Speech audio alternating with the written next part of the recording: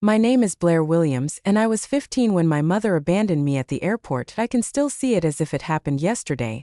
The way she gave a little shrug, pressed $200 into my hand, and then walked away with her new husband and his children.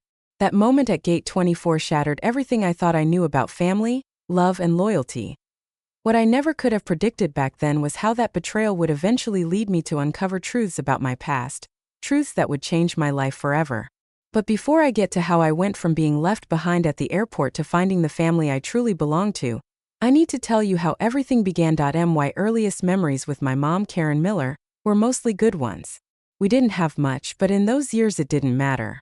On weekends, she used to take me to the park down the street, pushing me on the swings until my stomach flipped with that weightless joy only kids can understand. And on my 6th birthday, she baked me a lopsided chocolate cake from a boxed mix. She decorated our tiny apartment with handmade paper streamers, carefully cut and taped up even though they sagged a little by the end of the day. It wasn't glamorous, but it felt special because it was ours. Back then, it was just me and her against the world. That felt like enough.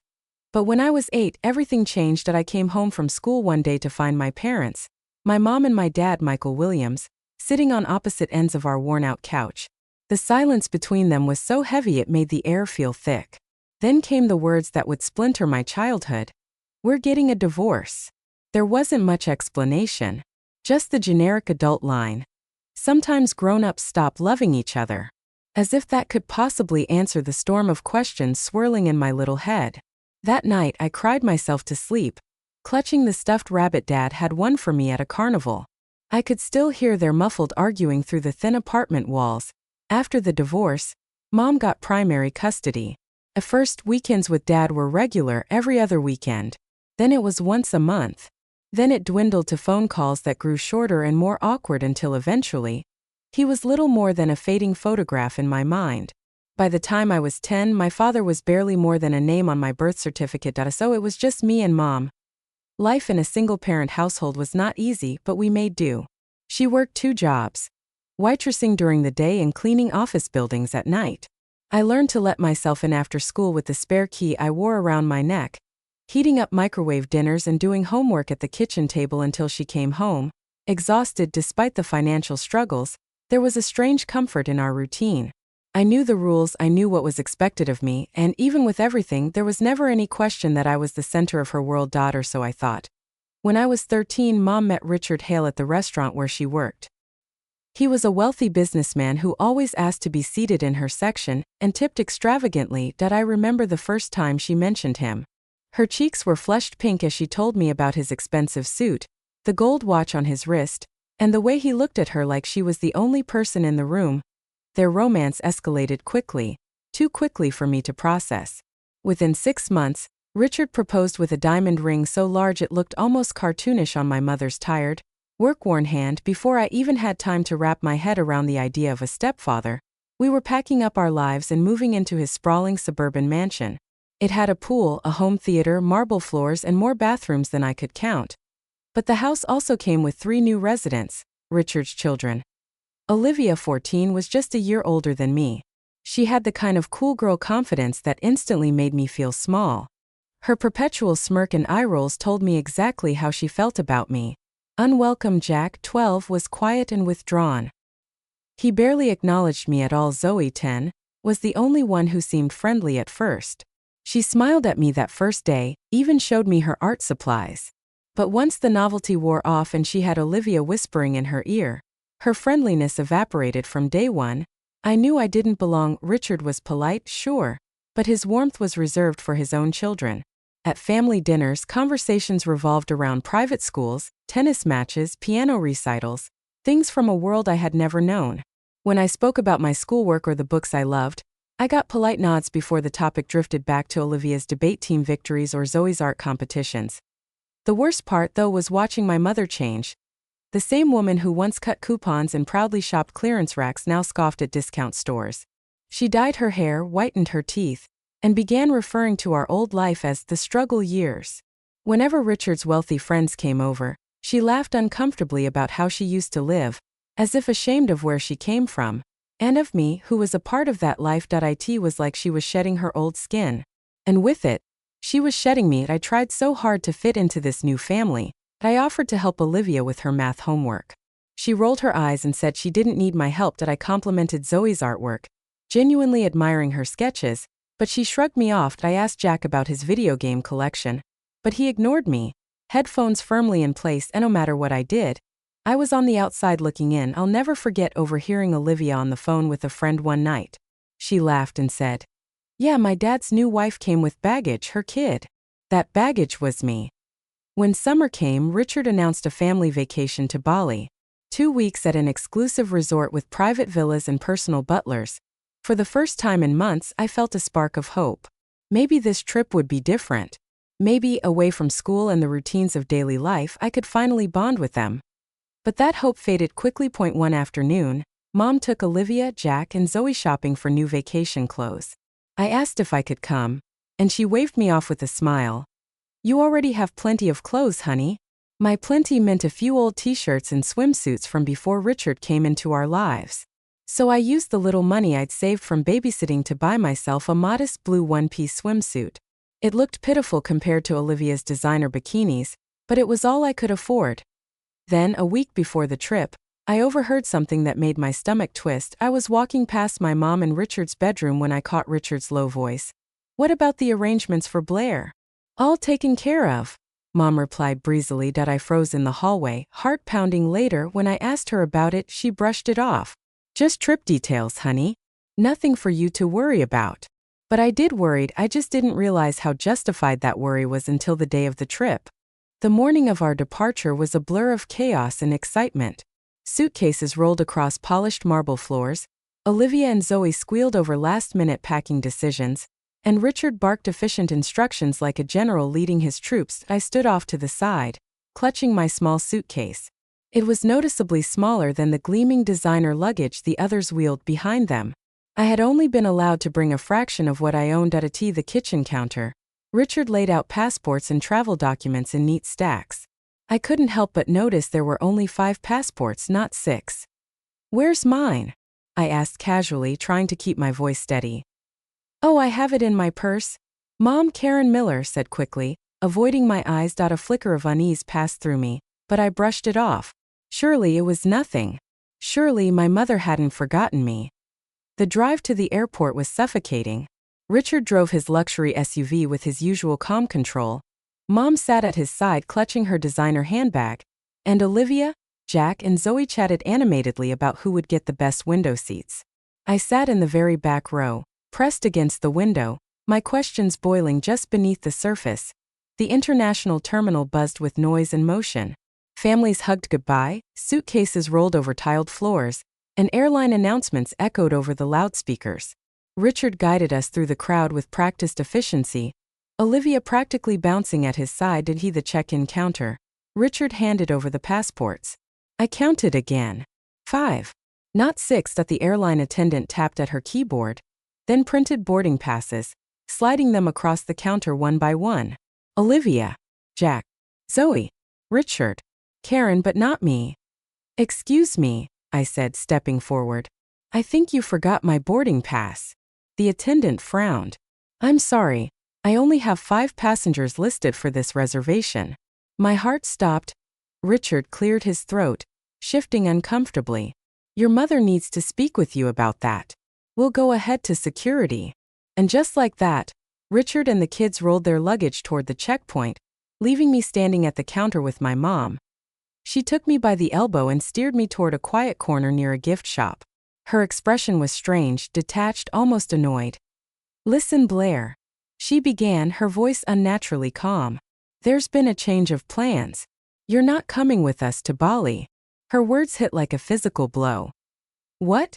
Why? Did I do something wrong?" My voice cracked, tears already stinging my eyes. She sighed, glancing toward Richard and the children who waited impatiently at security. "Richard thinks this trip should be just for us and his kids. A chance to really bond as a family." "But I am family," I protested, my voice breaking. "I'm your daughter. Don't make a scene," she hissed, digging into her purse. She pulled out a wad of cash and pressed it into my hand. "Here's $200. You'll be fine. Just take an Uber home." I stared at the bills, stunned. You're leaving me at the airport alone?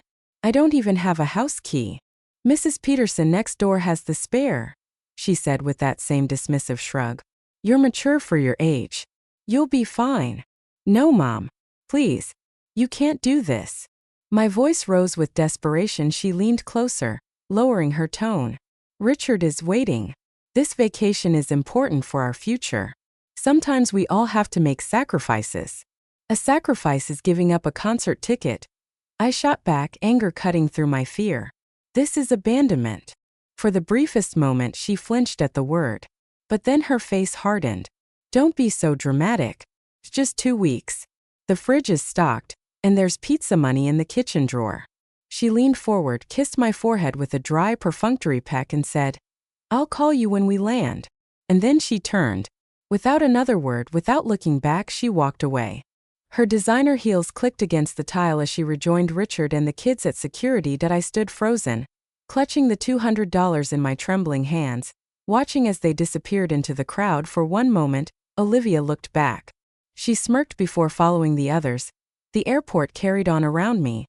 Families embracing, children tugging on parents' sleeves, couples laughing. For me, time stopped. Hot tears spilled down my cheeks as I collapsed onto a nearby bench. Passers-by cast curious glances, but no one stopped. To them, I was just another crying teenager in a busy terminal. Minutes turned to an hour. I stared blankly at the departure board as the status of their flight changed from boarding to departed. Each update was like a knife twisting deeper. I tried calling Mom. Straight to voicemail. I sent text after text. Mom, please. Don't leave me here. Where are you? This isn't fair. Finally, in anger, I typed. Hope abandoning your child was worth the first-class upgrade. No response. Be why now? She was probably sipping champagne next to Richard, relieved to have shed the burden of her old life. Of me. As the day stretched into evening, my situation became more precarious. My phone battery hovered dangerously low. The $200 in my pocket suddenly felt like both a lifeline and an insult. At one point, a security officer approached me. Everything okay, miss? You've been sitting here for hours. I forced a smile. I'm just waiting for my ride. They're stuck in traffic. He looked unconvinced, but he nodded and moved on. Humiliation burned in my chest. How could I admit the truth, that my own mother had abandoned me? By nightfall, I wandered into the food court and ordered the cheapest thing on the menu, a small soda, just to justify sitting at a table. The shops around me began closing, metal gates clattering down. Loneliness pressed in on me from every direction. Eventually, I found myself in the restroom, splashing cold water on my swollen face. The girl in the mirror looked like a stranger, red-rimmed eyes, cheeks blotchy from crying. In that moment, something shifted. The invisible thread that had always tied me to my mother, the unshakable belief that she would protect me, no matter what, snapped. She had left me, chosen someone else over me. I was on my own. 6 hours after she walked away, I was still wandering the terminal in a daze. Families bustled past me, arms full of souvenirs, boarding passes in hand. Their laughter cut through me like glass. My phone buzzed weakly in my pocket. One last bar of battery. I scrolled through my contacts, desperately searching for someone to call. Friends had drifted away since we moved in with Richard. Mom's friends were gone too. Most of the numbers in my phone were useless. Then my thumb hovered over one name: Dad. Michael Williams. I hadn't spoken to him in years. My mother always said he had moved on, that he didn't care, that he had a new family. What if she was right? What if he rejected me too? But what if he didn't? Hands trembling, I stared at the number. Rehearse what I might say. Hi, Dad. It's Blair. I know it's been a long time. Finally, desperation pushed me past my fear. I pressed call. The line rang once, twice, 3 times. And then a deep voice I half remembered answered. Hello. For a moment I couldn't breathe. Hello? Is anyone there? He asked again. Dad? I whispered, my voice breaking. It's me, Blair. There was a pause. Then his voice, full of disbelief and emotion. Blair? Sweetheart? Is that really you? The dam inside me broke. Dad, I need help, I sobbed. And then everything poured out: the remarriage, the move, the airport, the $200. By the time I finished, I could barely speak. He was silent for a moment. Then his voice changed, steely and determined. She left you alone at the airport? Tell me exactly where you are. Stay put. I'm coming to get you myself. Dad, you don't have to. I'm on my way, Blair. Don't move. You're not alone anymore. After I hung up the phone, I sat in the airport bathroom stall for several minutes, trying to process what had just happened. My father, the man I thought had vanished from my life, had answered. He had called me sweetheart. He had promised to come himself. It felt surreal. For years, my mother, Karen, had insisted he didn't care, that he had moved on, started a new life, and left me behind. But in a matter of minutes, that story cracked wide open. Still, a lifetime of disappointments taught me to be cautious. What if he didn't show? What if he changed his mind? Even with those doubts swirling inside me, I forced myself to follow his instructions. I left the restroom and made my way to the airline's customer service desk. My voice shook as I explained that my father would be calling ahead, that I had been left behind by my family. The staff were surprisingly kind. They offered me a seat in a private waiting area, brought me a sandwich and a juice, and reassured me that they would keep an eye on me until my dad arrived. It happens more often than you'd think, the manager murmured gently. Parents changing plans, leaving kids stranded. But don't worry, we'll make sure you're safe. 3 hours. That's how long he said it would take him to reach me. It felt both endless and impossibly short, so I sat in that quiet waiting room, my thoughts raced. Memories of my father flickered like old film reels, him running beside me as I wobbled on my first bike, steadying the seat with his strong hands, his voice shifting into different characters when he read bedtime stories. The Christmas morning when he had built me a dollhouse from scratch, smiling as I squealed in delight. If he had loved me like that once, why hadn't he stayed? Why hadn't he fought harder? My stomach twisted with anxiety. Maybe he was just coming to hand me off to social services. Maybe he'd send me to some relative I barely knew. Maybe my mother was right, maybe he didn't really want me. Time dragged.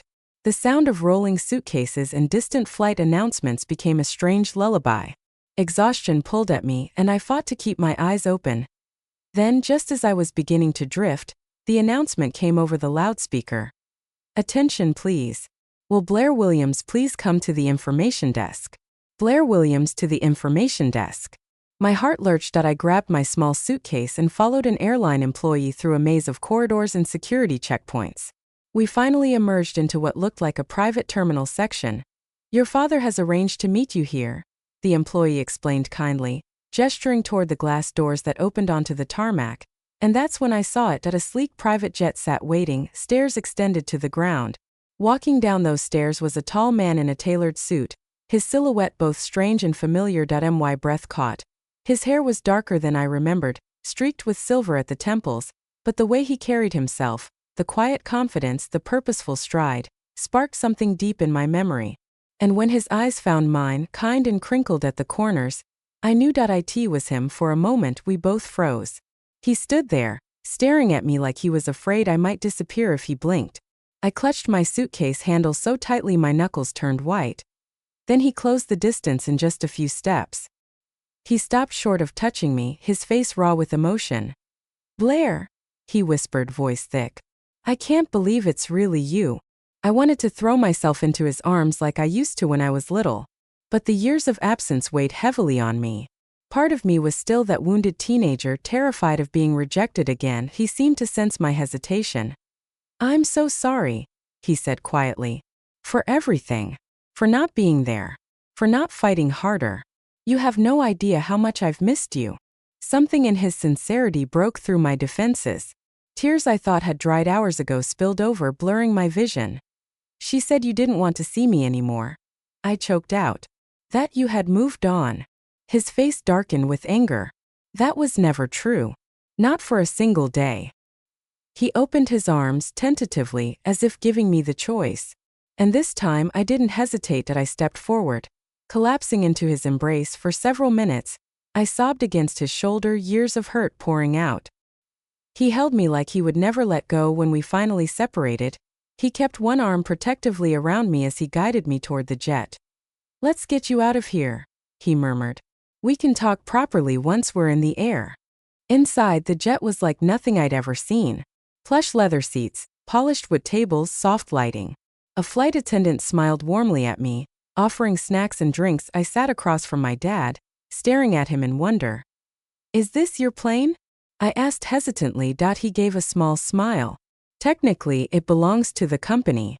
I'm the CEO of Horizon Tech now." "CEO?" I repeated, stunned. My mother had always described him as struggling financially. Barely able to pay child support, he nodded. "It's been a successful few years." Then he leaned forward, his expression serious. "Blair, I need you to know something important." My heart pounded. "I've been trying to reach you for years," he said. "I sent birthday cards, Christmas presents, made phone calls, even filed court petitions. But every attempt hit a wall. When your mother remarried and moved, I lost track of you completely. Every door I knocked on was shut." He reached into a briefcase and pulled out a folder, sliding it across the table. Inside were copies of cash checks, court filings, records of attempted communications, proof that he had been trying all along. I stared down at the evidence, my hands trembling. "She told me you didn't care," I whispered. "That you barely paid anything. That you just disappeared." "I never disappeared," he said firmly. "I sent child support every month, far more than what the court required. I fought for visitation. I hired investigators when I lost contact. She kept you from me, Blair. She made sure you wouldn't know. I thought of the nights we'd eaten ramen noodles for dinner, the second-hand clothes, Mom's endless complaints about money. My stomach churned with betrayal. "We were always broke," I said, my voice hollow. His eyes softened. "Not because I didn't provide." The reality hit me like a tidal wave. My mother hadn't just abandoned me at the airport. She had spent years slowly erasing my father from my life. As the jet lifted off, carrying me away from the airport where my world had collapsed, I felt strangely weightless. Each mile between me and Gate 24 felt like shedding another layer of lies. My father explained more during the flight. He lived in Seattle now, in a house overlooking the ocean. He had remarried briefly but divorced years ago. He never stopped wanting me. "I kept your room ready," he admitted, almost embarrassed. "All these years. Just in case." Tears blurred my eyes again. For the first time in so long, I felt wanted. By the time we landed, night had fallen. A sleek car waited on the tarmac to drive us to his home. I pressed my forehead against the cool window, staring at the winding road as we climbed up a hillside. When the house came into view, I gasped. It was a modern glass and stone structure perched on a cliff, lights glowing warmly inside, the ocean stretching endlessly below. "Home sweet home," Dad said softly, watching my reaction. "I hope you'll feel comfortable here." For the first time in years, I dared to believe that maybe I could.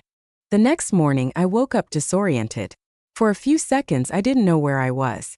The soft duvet beneath my fingers, the sound of waves crashing against the cliff outside, the sunlight flooding through enormous windows. It all felt too foreign, too unreal, and then the memories of the night before came rushing back. My father, Michael Williams, had taken me from the airport. I wasn't abandoned anymore. I was here in his home, starting over. I sat up in bed, staring around my new room. The walls were painted a calming blue, the carpet soft under my bare feet. A desk sat near the window, overlooking the endless ocean. On the dresser, neatly arranged, were birthday and Christmas gifts still wrapped, stacked by year. My throat tightened at the sight. I showered in the ensuite bathroom, marveling at the rainfall showerhead and rows of toiletries I'd never had access to before. Dressed in yesterday's clothes, I finally ventured downstairs. Following the smell of something cooking in the kitchen, I found Dad standing over a skillet. He looked up sheepishly, holding a spatula. "Good morning," he said with a lopsided grin. "I thought I'd make pancakes. But it seems my cooking skills haven't improved much since you were little." I glanced at the pan. The pancake was oddly shaped and half-burned. A laugh bubbled up in my chest despite everything.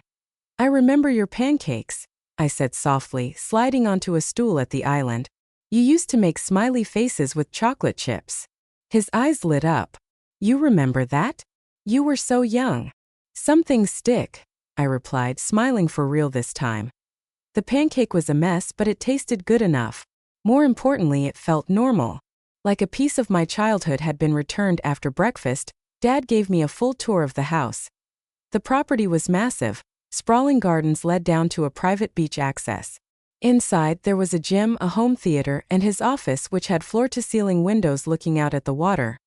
"I have some people I'd like you to meet today if you're up to it," he said as we returned to the living room. An hour later, a distinguished woman in her 50s arrived. She introduced herself as Judith Bennett, a family law attorney. She shook my hand warmly before sitting across from us. "What your mother did," Judith said gently, "constitutes abandonment under the law. Leaving a minor without proper care is illegal. There also appear to be financial discrepancies with the child support payments your father has made."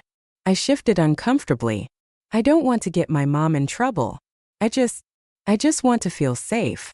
"That's exactly why I'm here," Judith said kindly. "To ensure your safety and to give you choices." Dad leaned forward. "Blair, the decision is yours. But I want you to know, I'll fight for custody if that's what you want." The idea terrified me and liberated me at the same time. "Can I really choose?" "You're 15, Judith explained. "At your age, courts give significant weight to your wishes, especially in cases involving neglect or abandonment." For the first time, I realized I wasn't powerless anymore. Later, Dad showed me his office, where he had carefully kept records of every attempt he'd made to stay in my life. There were court filings for visitation, logs of unanswered calls, copies of emails, even a letter from my mother's lawyer, dated 3 years earlier, threatening legal action if he continued trying to contact me. "She said you were harassing us," I whispered, my chest tightening. He nodded grimly. "I was accused of causing you emotional distress by trying to reach out." Each document felt like another piece of the puzzle sliding into place. My mother hadn't just abandoned me at the airport, she had spent years actively cutting my father out of my life. "Why would she do this?" I asked. "Why go so far?" Dad sighed, rubbing his forehead. "I think it was complicated. After the divorce, I struggled financially at first. When my business took off, it became easier for her to tell a story that suited her new life than to admit she had kept us apart." My stomach turned. Everything I thought I knew about my father, about my childhood, it was all a lie. 2 days later, my phone lit up with a call. The name on the screen made my hands shake. "Mom." "You don't have to answer," Dad said gently. After 4 rings, it went to voicemail.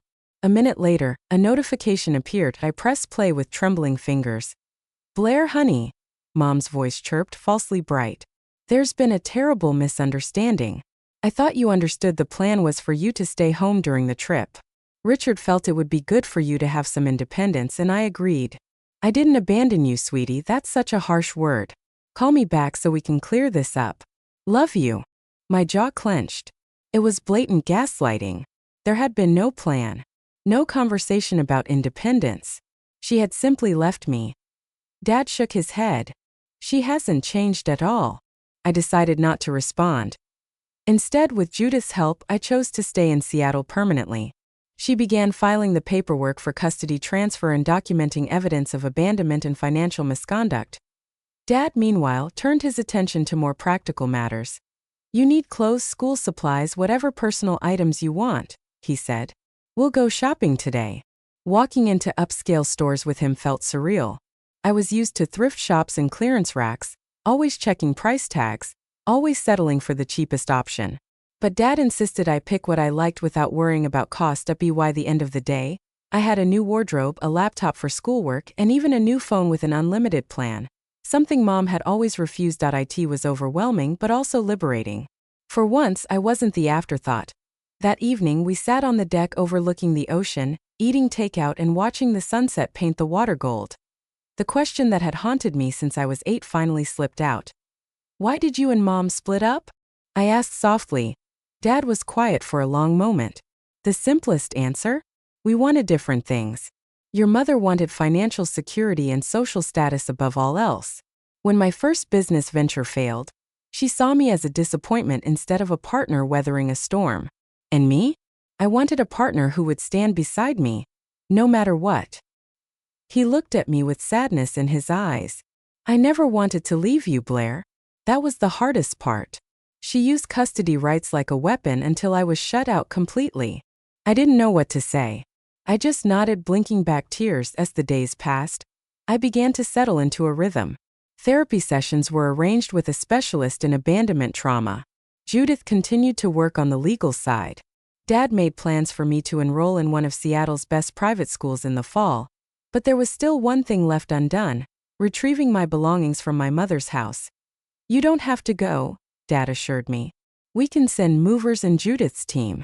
But I shook my head. "No, I need to go. There are things there that matter to me." It felt like the necessary step to close that chapter of my life. 3 days before my mother and Richard were due back from Bali, Dad, Judith, her assistant, and I flew down to retrieve my belongings. I knew it would be painful, but it felt like something I had to do myself. One last confrontation with the house where I had been made to feel like an outsider. Using my own key, I pushed open the front door. The house was eerily silent, just as it had been left. For years I had called this place home, but now every detail looked different, like I was seeing it with new eyes. As we walked through the hallway, I noticed the photos lining the walls. Almost every frame held Richard and his 3 children, smiling at tennis matches, piano recitals, family dinners. My mother appeared in many of them, her smile bright and polished. But me? I was almost invisible. There wasn't a single photo of me with her. My throat tightened. "Where's your room?" Dad asked quietly, placing a hand on my shoulder. "At the end of the hall," I whispered. Leading him upstairs, I opened the door to the smallest bedroom. It looked even more pathetic compared to the lavish rooms we had passed. The bare furniture, the lack of personal touches, the sense of being shoved into the background. "This was your room?" Dad's voice carried disbelief.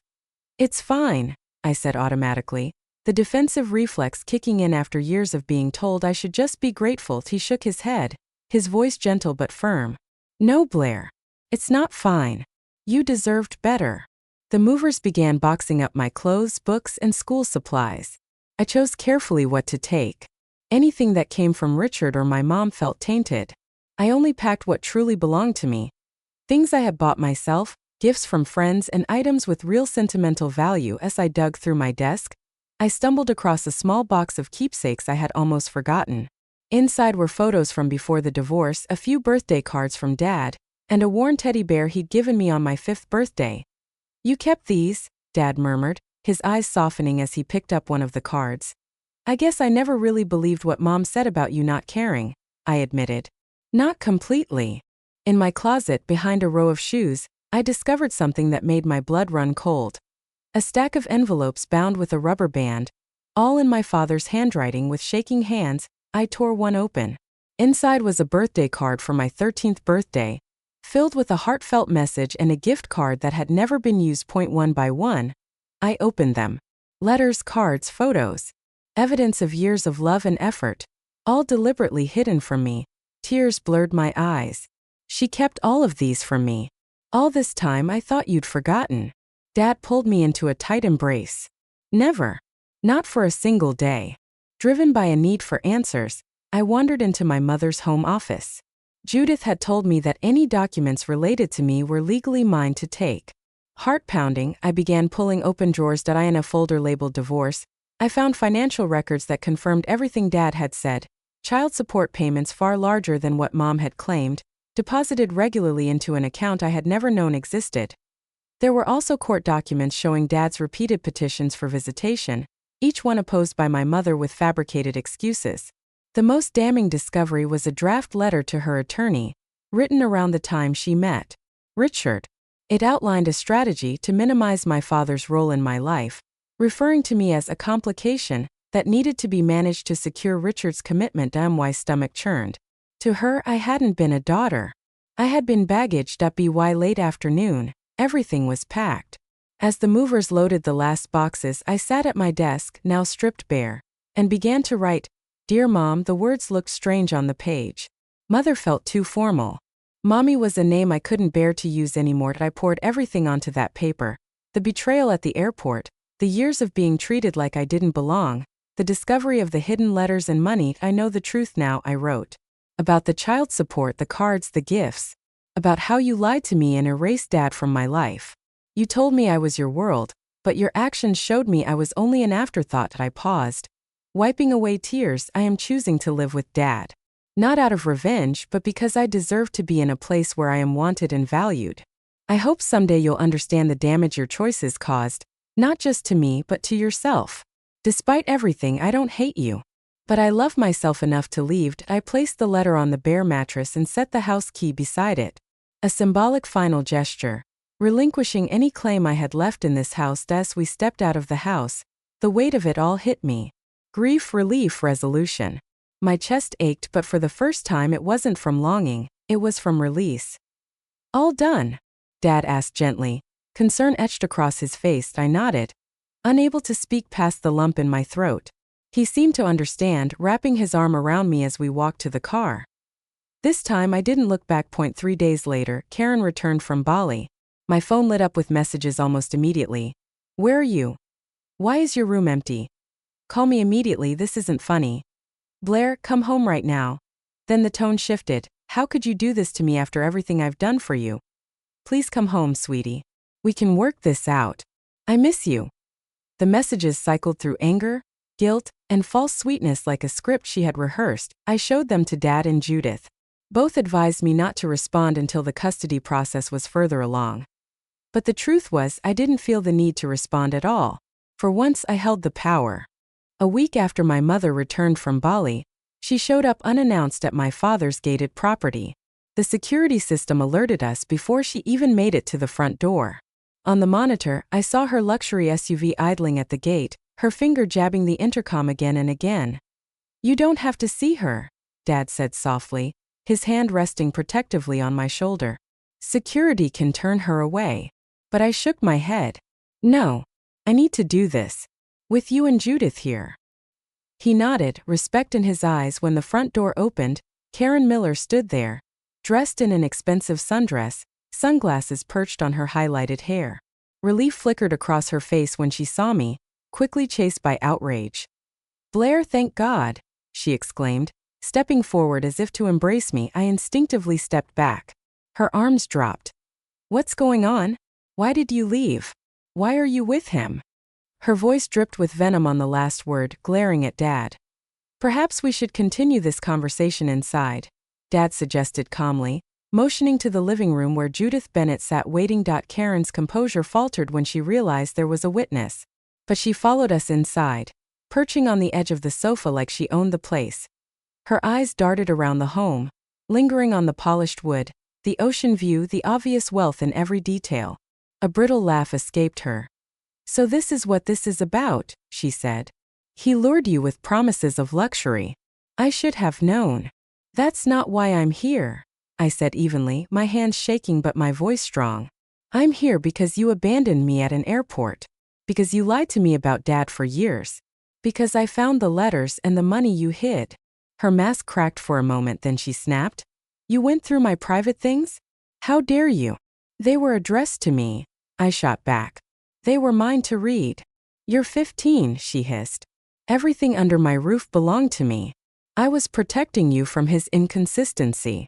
Dad finally spoke, his voice calm but razor sharp.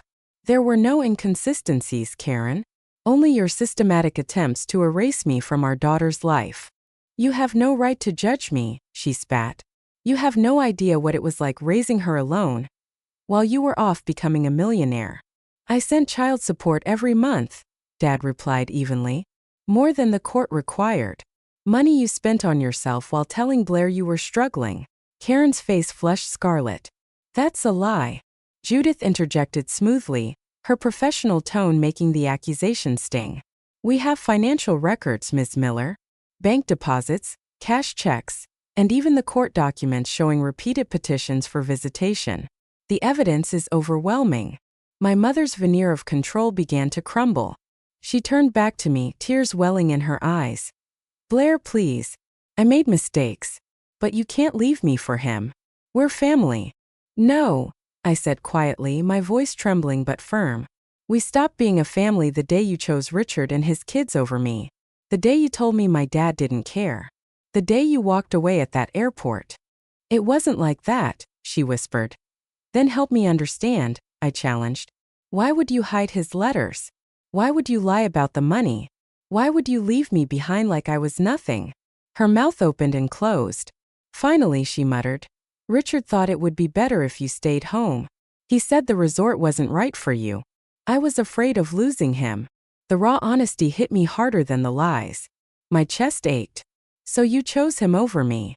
I chose stability, she insisted. Do you know what it's like to be a single mother with no money? Richard offered us a better life. He offered you a better life, I corrected. I was just baggage. Before she could respond, the front door opened. Richard Hale stormed in, his face tight with anger. Karen, this has gone on long enough. Get in the car. Dad stood immediately, his expression hard. How did you get past security? Richard ignored him, grabbing my mother's elbow. Our lawyer said no contact. You're making things worse. Karen's eyes darted between us. Torn out, I found myself speaking before I could stop. Mom, is this really what you want? A man who treats you like a child and me like an inconvenience. For a heartbeat, she looked stricken. But Richard tightened his grip. The car, Karen. Now. And just like at the airport, she turned her back and walked away. The aftermath hit fast. Dad's legal team filed for a restraining order against Richard after his forced entry. A temporary custody order was granted almost immediately. For me, the hardest part wasn't the legal battles. It was the acceptance. Accepting that my mother had chosen her new life over me. Not just once, but repeatedly. Each hidden letter, each lie, each betrayal, I had once believed I was the center of her world. Now I knew I had always been an afterthought. The months that followed were both challenging and healing. Therapy sessions with Dr. Eleanor Wilson helped me untangle the knot of emotions. Anger, grief, guilt, and slowly relief. What you're feeling is normal, Dr. Wilson reassured me. Your mother's actions reflect her own brokenness, not your worth. People who are whole don't abandon their children. Dad remained a constant, steady, patient, never speaking ill of Karen even when he had every reason to.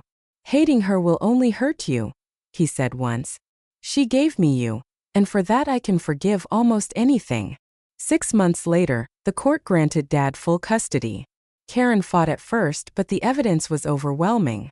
She eventually agreed, reduced to a visitation schedule contingent on therapy. I attended the first few sessions with her. They were painful, full of excuses and half apologies. I just wanted us to have security, she said more than once. And instead you left me with nothing, I replied. Eventually, I set firm boundaries. No rewriting history, no pretending things hadn't happened. And surprisingly, she began to respect them. Our relationship became cordial. Not close, not trusting, but civil. The years passed. I thrived at my new school, surrounded by friends who valued me for who I was. Dad cheered me on at every debate, every award ceremony, every milestone. By the time I graduated as valedictorian, my heart felt lighter than it had in years. I saw Karen in the audience that day, sitting stiffly a few rows behind my father, clapping politely. It wasn't the reunion she wanted, but it was the only relationship I could give her. College took me across the country. I majored in psychology, determined to help children like me, kids whose voices were drowned out in custody battles, kids who deserved to know their worth. By 25, I was working in family law reform, using my story as fuel to make a difference. On my wedding day 3 years later, Dad walked me down the aisle with tears in his eyes. From the moment you called me from that airport, he whispered, all I wanted was to see you happy and whole. Look at you now. Karen was there too, divorced from Richard, quieter than she used to be. She didn't try to take credit for the woman I had become. Maybe that was her way of showing growth. Looking back, the airport abandonment that once defined me became just one chapter in a much longer story. A devastating moment, yes, but also the catalyst for everything that followed. Sometimes I wonder what would have happened if she had taken me to Bali. Would I still be chasing her approval, still trapped in the cycle of being unwanted? But I'll never know. Life only gives us the path we walk. And mine taught me this. Family isn't defined by biology or promises. Family is defined by those who choose you consistently every day. Dad chose me. And I chose myself.